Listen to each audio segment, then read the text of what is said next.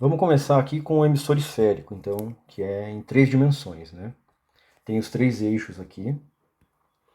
Então, eu representei o emissor como esse pontinho vermelho aí, infinitesimal, ou um emissor de dimensões muito pequenas, em comparação com os raios dos quais a gente está falando aqui.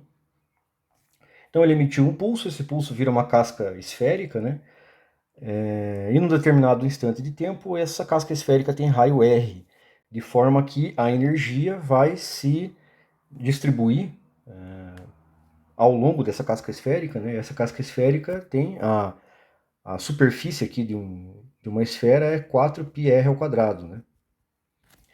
Então, a energia percebida em algum ponto aqui dessa casca esférica, né, vai ser proporcional a 1 sobre 4πr ao quadrado, percebido em algum ponto da esfera, né? πr ao quadrado.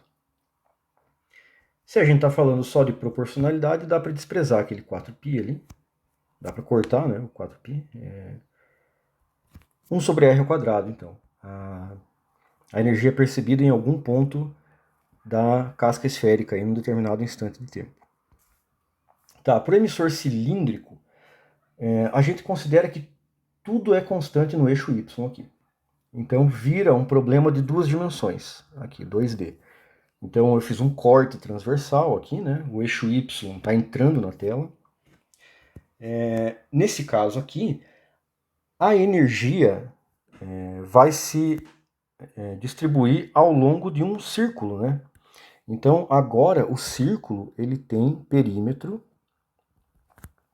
2πr, de forma que a energia percebida num determinado ponto aqui do círculo vai ser proporcional a 1 sobre 2πr. A gente pode falar 1 sobre r, né? O 2π ali pode sair da jogada, já que a gente está falando só de proporcionalidade.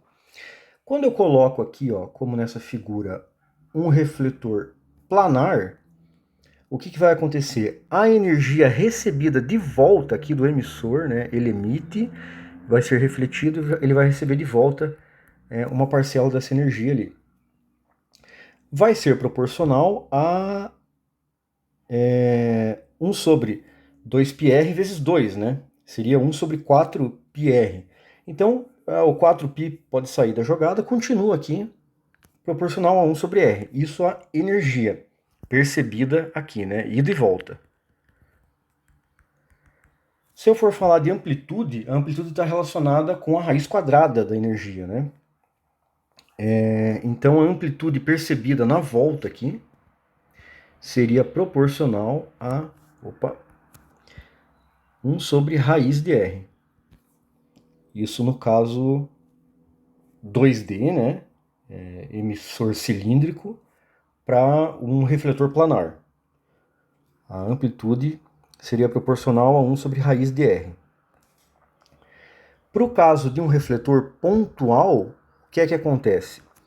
Eu tenho aqui na ida uma relação energia, né?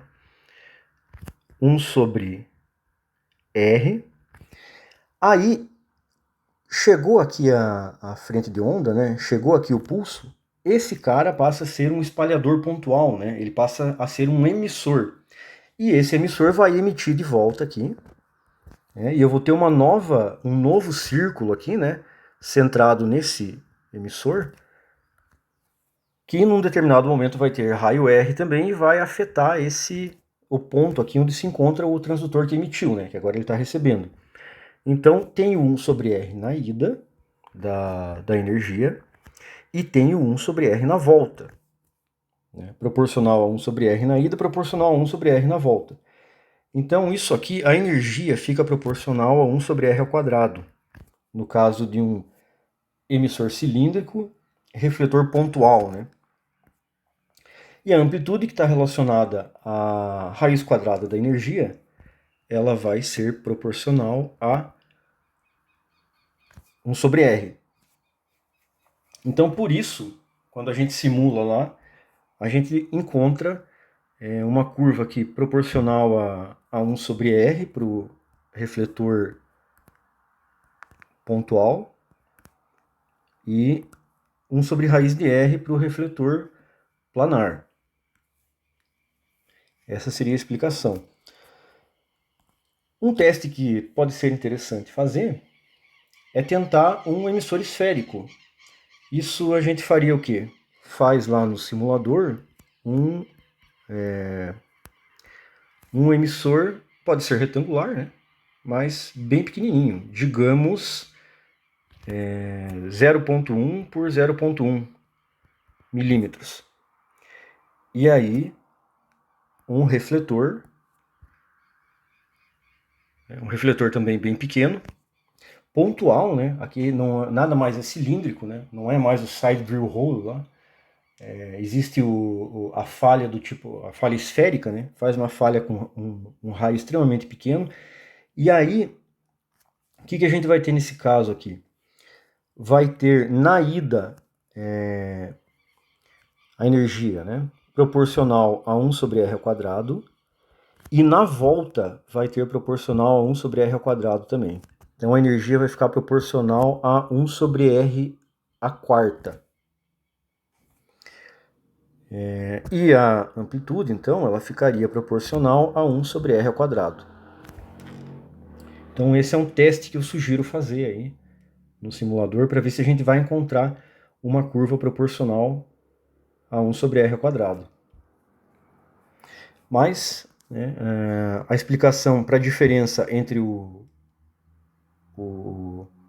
refletor planar e o refletor pontual seria essa aqui, né?